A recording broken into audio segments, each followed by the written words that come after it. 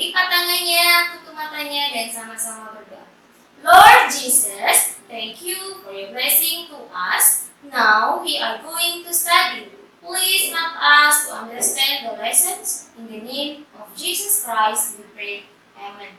Nah, sekarang kita akan lanjutkan pembelajaran kita yang sebelumnya ya. Nah, kalian buka buku kalian pada halaman 61 di tematik 3D di halaman 61. Kita mulai di pembelajaran kedua. Nanti hari ini kita belajar di pembelajaran kedua, ketiga, dan keempat. Tapi tidak semuanya ya. Oke. Sekarang kalian buka buku kalian di halaman, langsung ke halaman 62 ya. Buka di halaman 62 pada aktivitas pertama. Kalian hanya diminta untuk menandai mana yang merupakan hak dan mana yang merupakan kewajiban. Apa itu hak? Hak adalah segala sesuatu yang harus yang kita terima ya. Itu adalah hak. Kalau kewajiban segala sesuatu yang harus kita lakukan dengan penuh tanggung jawab. Kapan kita mendapatkan hak? Setelah melakukan kewajiban. Nah, jadi kalian tentukan mana yang merupakan hak dan mana yang merupakan kewajiban pada aktivitas kedua sesuai dengan kalimat atau pernyataan yang telah disediakan. Oke, paham ya? Sama seperti yang kemarin. Kemudian lanjut di aktivitas ketiga, masih di halaman 62. Aktivitas ketiga, di situ ada teks bacaan, teks singkat tentang berbagi dengan tetangga. Nah, kalau kita berbagi dengan tetangga, kalau berbagi itu masuk ke dalam sila keberapa? Sila kedua. Tapi di sini kita belajarnya tentang apa? Berbagi dengan tetangga merupakan salah satu dari apa? Kewajiban. Kewajiban di mana ya? Dengan tetangga. Kewajiban dalam bertetangga ya. Itu merupakan salah satu kewajiban. Nanti kalian baca terlebih dahulu. Ini teks singkatnya hanya ada satu paragraf.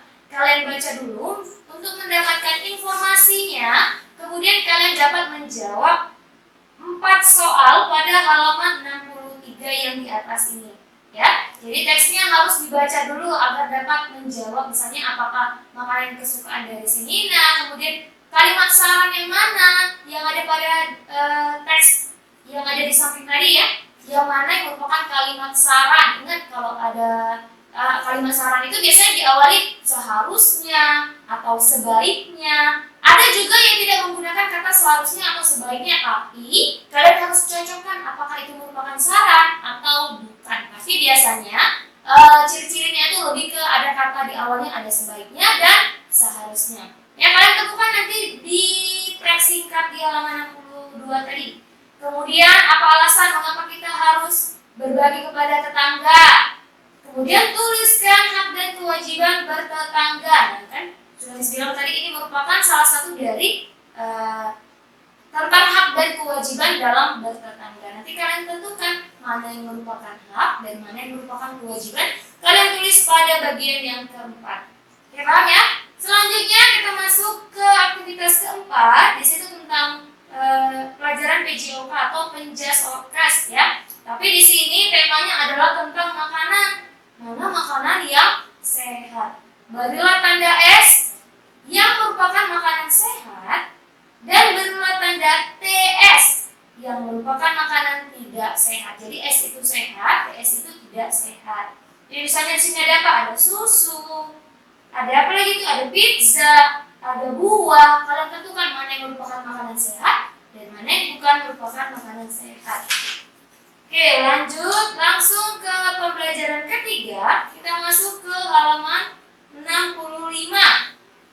Pada aktivitas pertama masih ada teks lagi dengan judul liburan di Yogyakarta. Hanya ada satu paragraf. Teksnya singkat, jadi kalian harus rajin membaca agar dapat menjawab soal yang ada di bawahnya. Perhatikan di situ ada 4 soal. Kalian cari informasinya berdasarkan teks yang ada di atasnya. Ya, semua ini yang anak-anak kelas 3 ini banyak bukunya tentang teks bacaan ya, jadi harus rajin membaca.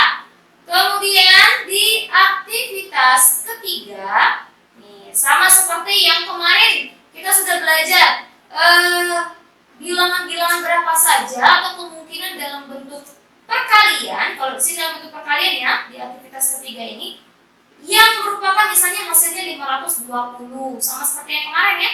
Jadi misalnya nih, nomor 1, pada hari Minggu, Nina dan Ayah memanen rambutan. Jumlah rambutan yang dipanen yaitu 520 buah. Semua rambutan yang dipetik akan dimasukkan ke dalam beberapa kantong. Buatlah kemungkinan jumlah kantong yang digunakan dengan jumlah rambutan tiap kantong. Yang ditanya, yang perintahnya adalah tuliskan pada kolom berikut ini ya. Jadi kalian tuliskan jumlah kantong yang digunakan itu berapa. Kemudian jumlah rambutan tiap kantong itu berapa. Yang nanti kalau dikalikan itu hasilnya 520. Sama seperti yang kemarin ya. Kemarin sudah juga Miss kasih contoh, kemarin ada soal 120 misalnya. Berarti satu karung itu kita taruh misalnya ada 2 karung dikali 60 kg. Jadi hasilnya jadi 120 kg. Misalnya seperti itu ya. Sama seperti yang kemarin. Jadi kalian kerjakan untuk bagian nomor 1 dan nomor 1 saja. Nomor 2-nya tidak usah ya. Hanya bagian 1A sampai dengan yang E. Jadi tidak usah semuanya. Kemudian lanjut ke halaman 69 di pembelajaran keempat. Nah, di halaman 69 pada aktivitas pertama ini ya, perhatikan di situ ada bacaan lagi tentang dongeng. Jadi kalian harus baca terlebih dahulu. Judulnya adalah Persahabatan Semut dan Gajah. Nah, jadi apa saja isi teks ceritanya? Kalian baca terlebih dahulu. Ada banyak itu ya paragrafnya. Nanti kalian boleh baca di rumah dengan nada yang benar. Ingat ya, kalau tanda kutip itu biasanya kalau seseorang lagi ngomong, misalnya datanglah seekor semut mendekati kelinci, misalnya seperti itu. Misalnya dia, si semut ini ngomong apa? Halo kelinci, apa kabar? Nah, itu biasanya ditandai dengan tanda kutip di kanan dan di kirinya, ya. Seperti itu. Jadi nanti bacanya harus dengan benar. Kemudian setelah kalian membaca dongeng tersebut, kalian bisa jawab. Ada 5 soal. Kalian cari informasinya berdasarkan teks yang ada di atas. Misalnya siapa tokoh dari dongeng itu? Tokoh itu adalah pemain dalam cerita itu ya. Siapa saja kalian sebutkan. Seperti itu. Nanti kalian lanjutkan nomor 1 sampai dengan nomor 5. Oke, selanjutnya yang terakhir pada halaman 72. Di halaman 72 di aktivitas ketiga, bacakan ya, kewajiban dan hak harus dilakukan dengan seimbang. Apabila kita melaksanakan kewajiban dengan baik, maka kita juga akan menerima hak. Yang diperintahkan adalah tuliskan kewajiban yang harus dilakukan dan hak yang akan diterima setelah melakukan kewajiban. Bisa kasih contoh ya, misalnya ada gambar taman. Tamannya itu indah, rapi, bersih. Nah, jadi misalnya kewajibannya apa? Menjaga kebersihan taman tersebut. Misalnya kalau kita sudah menjaga kebersihan taman tersebut, itu kan kewajiban. Baru kita akan mendapatkan hak.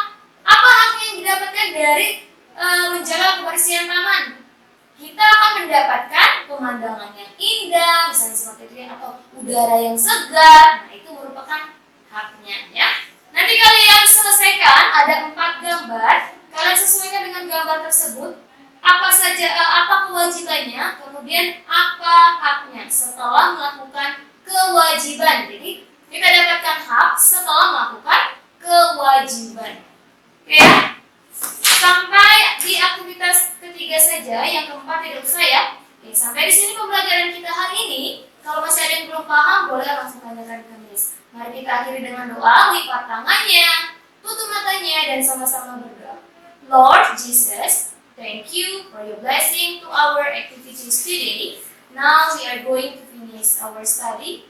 Please help us to remember our lessons. In the name of Jesus Christ, we pray. Amen. Selamat siang.